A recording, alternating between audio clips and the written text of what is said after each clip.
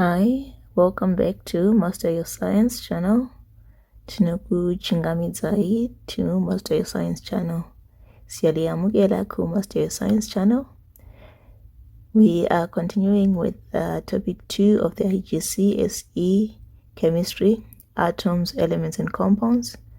Please note that this is part 3 and you can look for part 1 and part 2 in the playlist linked below. Okay, this question says, which diagram shows the covalent bonding in a molecule of carbon dioxide? So carbon is a group 4 element. It will need to make 4 covalent bonds in order to achieve the noble gas electronic configuration. Oxygen is in group 6, so it will need to make 2 covalent bonds in order to achieve the noble gas electronic configuration. So if we look at the answers that we have here, in A, there are only 2 covalent bonds around the carbon atom, so A would be incorrect. B only has 3 covalent bonds around the carbon atom, so this is incorrect. D has 6 covalent bonds around carbon, which is impossible, so this is incorrect. So that leaves us with C, which is correct, where we've got 4 covalent bonds around the carbon atom and 2 covalent bonds on the oxygen atoms. Remember that each dash represents 1 covalent bond, which is a pair of electrons. The next question says the bonding structure and melting point of sodium chloride and sulfur dichloride are shown as in the table. The question says, why does sulfur dichloride have a lower melting point than sodium chloride? So if we take a look at our table, sulfur dichloride is a covalent. So it's got a simple molecular structure. So it's covalently bonded. Then sodium chloride is ionic. So that's an ionic compound and it's got a giant lattice structure. So generally, ionic compounds have higher melting points and boiling points compared to simple covalent structures. So the reason being that ionic bonding has strong electrostatic forces of attraction, whereas with simple molecular covalent structures, you've got weak forces that are holding the molecules together. So the covalent bonds themselves are strong, so it takes a lot of energy to actually break the actual covalent bond, but the forces of attraction between the molecules, those are weak. So that's why the melting points are lower for simple covalent compounds. So let's now take a look at the answers we have here. So A says the covalent bonds in sulfur dichloride are weaker than the attractive forces between molecules in sodium chloride. So this is incorrect for 2 reasons. It's not the covalent bonds that are weaker, and it's also incorrect for there to be molecules in sodium chloride because this is an ionic compound. So this is not correct. Then B says the covalent bonds in sulfur dichloride are weaker than the ionic bonds in sodium chloride. This again is incorrect, as we've just spoken. The covalent bonds are actually very strong bonds, but it's not the covalent bonds that are weaker, it's actually the forces of attraction between the molecules that are weaker.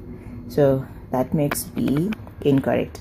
Then C says the attractive forces between molecules in sulfur dichloride are weaker than the attractive forces between molecules in sodium chloride. So this becomes incorrect again because of this word molecules in sodium chloride, because that's an ionic compound. So this is incorrect. And this says the attractive forces between molecules in sulfur dichloride are weaker than the ionic bonds in sodium chloride. So this would be our correct answer.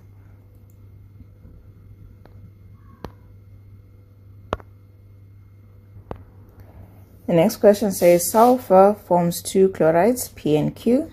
Chloride P has the formula S2CO2 Chloride Q has the formula SCl2. Both chlorides are covalently bonded and have low melting points. Suggest in terms of attraction between particles why these chlorides have low melting points. So, as we've just discussed, covalent compounds will have simple molecular covalent compounds have low melting points because the attractive forces between molecules are very weak. So that makes it easy to, that means we need less energy in order to melt them. So,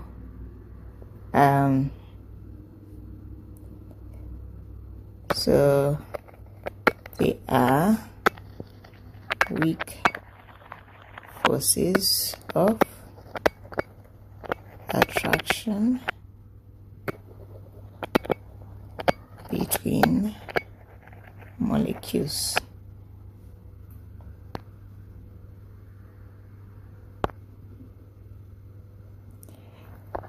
(2.6) Giant covalent structures.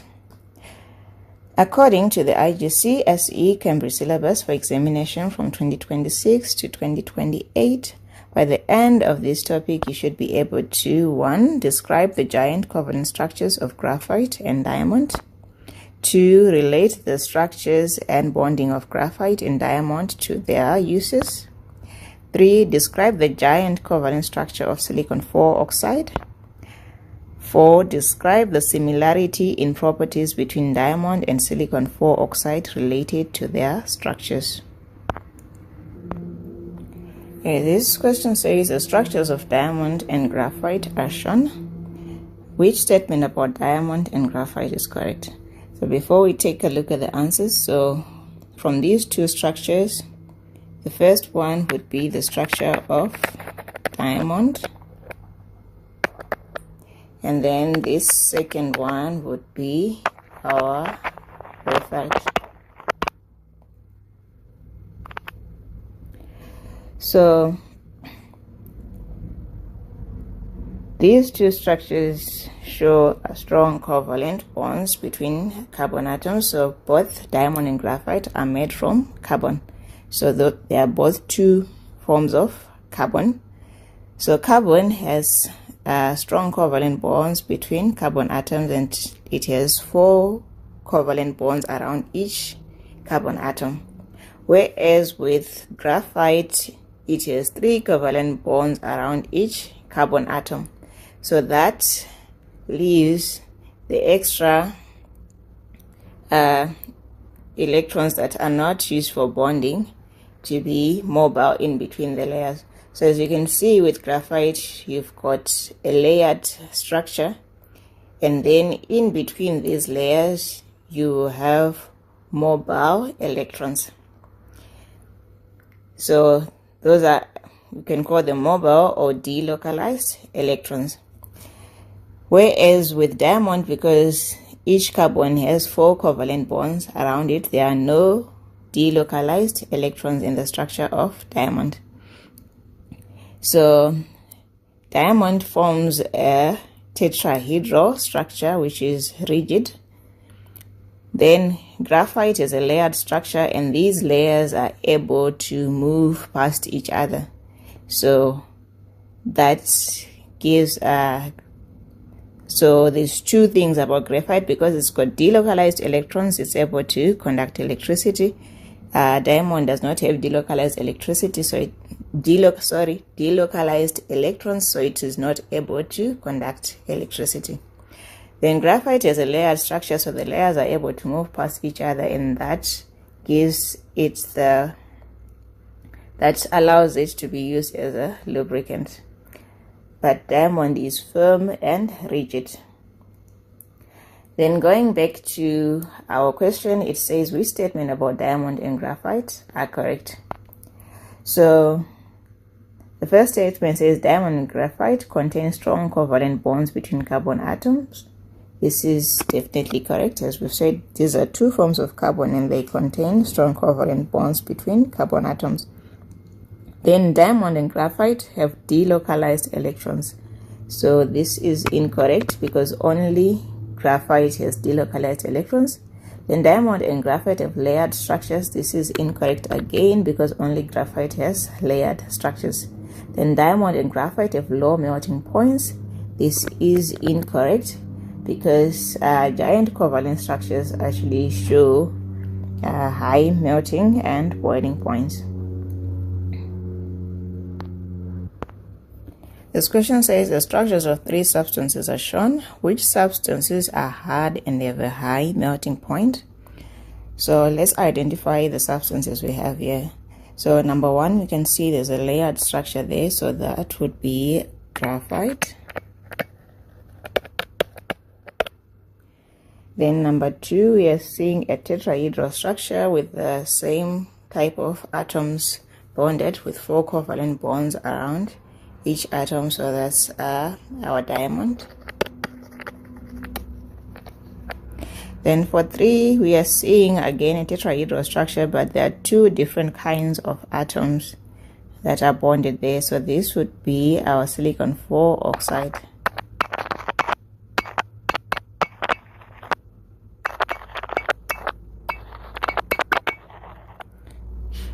So in silicon 4 oxide, the bonding, like the structure, is similar to diamond in that it shows a tetrahedral structure. So we've got 1 silicon atom that's covalently bonded to 4 oxygen atoms, while each oxygen atom is covalently bonded to 2 silicon atoms. So just like in diamond, in silicon there are no delocalized electrons, and the structure is also rigid and hard. So going back to our question, it says which substances are hard and have a high melting point. So graphite is not hard, it's soft because of the layered structure, which allows the layers to slide over each other. So that eliminates graphite, but diamond and silicon have a similar structure. So these are both rigid and hard, so that would make 2 and 3 the correct answer. So that's D. The next question says the lead in a pencil is made of a mixture of graphite and clay. When the percentage of graphite is increased, the pencil moves across the paper more easily. Which statement explains this observation? So the property of graphite that allows it to move more easily would be it being a lubricant. So that makes the correct answer here C. The other answers here are correct statements about graphite, but that is not why it would move over the paper more easily. Then this question says diamond and graphite have giant covalent structures of carbon atoms. Which statement describes graphite? So A says it is strong, rigid, 3-dimensional structure. So that does not describe graphite. This actually describes diamond. And then B says it has 4 strong covalent bonds between each carbon atom. This also is incorrect. This is a description again of diamond. Then C says it has layers which can slide over each other. So this is a correct statement about graphite. Then D says it has no delocalized electrons, so does not conduct electricity. So this is incorrect. This describes diamond. Graphite does have delocalized electrons and can conduct electricity. So that gives us C as our correct answer. And this question says which statement about graphite explains why it is used as an electrode? So we just discussed that graphite has delocalized electrons, and these electrons are what allow it to conduct electricity. So the answers we have here is that it contains ions. This is incorrect. It does not contain ions. It is a giant covalent structure. Yes, it is a giant covalent structure, but that is not why it can be used as an electrode. It is a metal. That is incorrect because it is made up of carbon, which is a non-metal. Then this says it is mobile electrons, and this is correct. That is why we can use it as an electrode. The next question says, which structure does silicon 4 oxide most closely resemble? So as we discussed earlier, silicon 4 oxide is most similar to diamond. Is got a tetrahedral structure, which is rigid and hard, just like diamond. So that would make the answer here B, and that's the correct answer.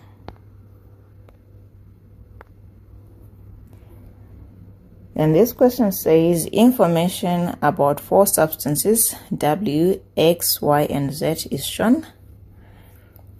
W, X, Y, and Z are graphite, polyethylene, sodium chloride, and silicon 4 oxide, but not in that order. What are W, X, Y, and Z? Alright, so let's look at the information we have from our table. So W is a melting point of 1710 degrees Celsius and does not conduct when solid. So this is a relatively high melting point but does not conduct in solid state. So let's skip that information. Then the next one has a high melting point and conducts when solid. Then Y has a low melting point in comparison and does not conduct electricity. Then the last one conducts when in molten state. So we've got graphite, polyethylene, sodium chloride, and silicon 4 oxide as our substances to choose from. So if we're looking at those 4 substances, polyethylene is covalently bonded, so it won't conduct electricity and it would have the lowest melting point. So that would suggest that polyethylene would be our Y. So if polyethylene is our Y, that eliminates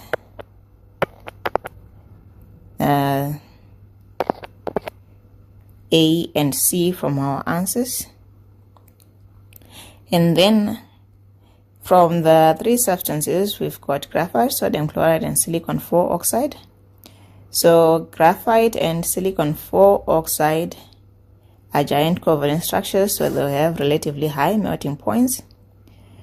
Sodium chloride is an ionic compound, so it will have a high melting point. Graphite conducts electricity when solid, but sodium chloride will not conduct electricity when solid. Silicon 4 oxide does not conduct electricity. So going back to those descriptions, that would mean W there, which does not conduct electricity when solid,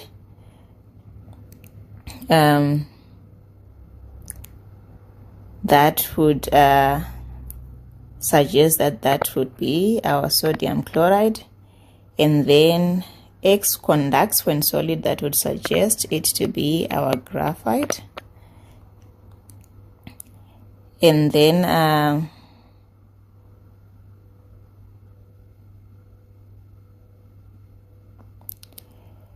looking at that, actually we realize that the other answer says it conducts when molten.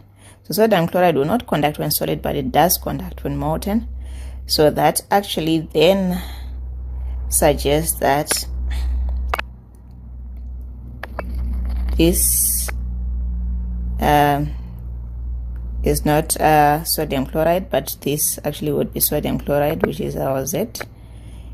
And then silicon 4 oxide would be our W. Let me clear that is no longer showing very well. So we are saying that graphite would be X, would be our graphite. Then Z would be our sodium chloride. And then W will be our silicon 4 oxide. So Z is sodium chloride, and that would make our correct answer D.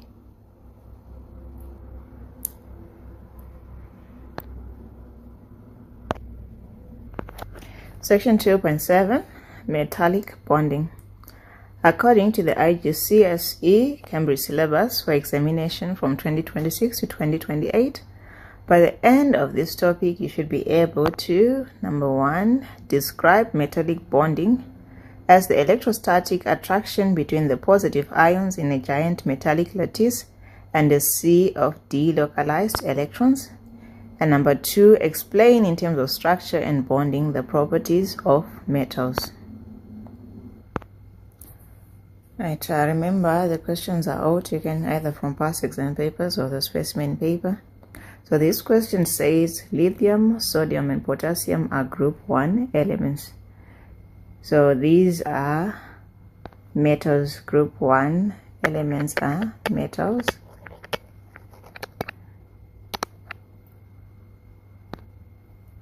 So it says name the type of bonding in these elements. So metallic bonding simply describes a strong electrostatic force of attraction between positive ions and a mobile sea of electrons. This is all held together in a giant lattice structure. So that is the bonding in metals. So any metal will show metallic bonding. So name the type of bonding in these elements. That's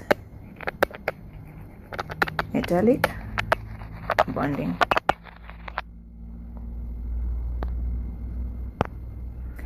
Then B says copper can be stretched into wires. Copper wires conduct electricity. Name the property of metals which means that they can be stretched into. So being able to be stretched into wires means that they are ductile. Then name the particles responsible for the conduction of electricity in solid copper. So that is electrons. The solid copper will have a sea of mobile electrons that conduct the electricity. Then which statement about metals is not correct? So A says they conduct electricity because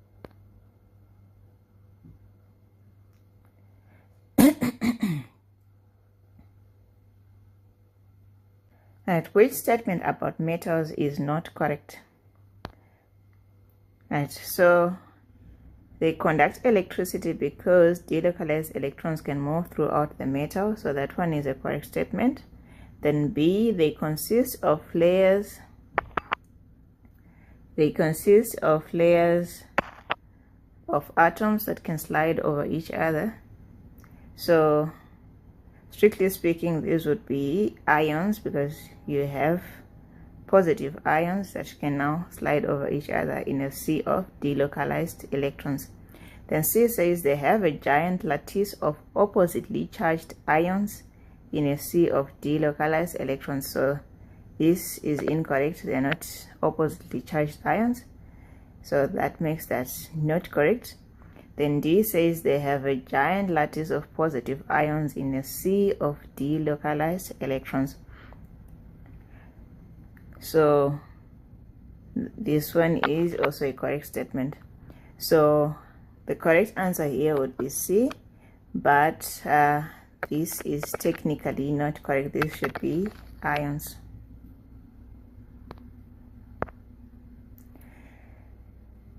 Then this one says, which law explains the malleability and electrical conductivity of a solid metal? So a solid metal is malleable because the rows of positive ions are able to slide over each other and able to conduct electricity because the delocalized electrons are able to move throughout the structure. So that makes the correct answer here C, which says rows of positive ions can slide over each other and delocalized electrons can move through the structure.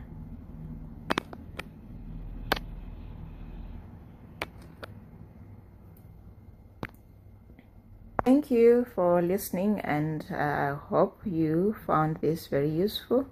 This ended up being a lengthy video, but you can listen at your pace and pause where you need to, and let me know if you've got any questions on this topic. You can post your questions in the comment section below, and if you'd like to contact me for online tutoring, you'll find also my contact details in the comment section below. So please subscribe, like, and share. Goodbye till we meet again.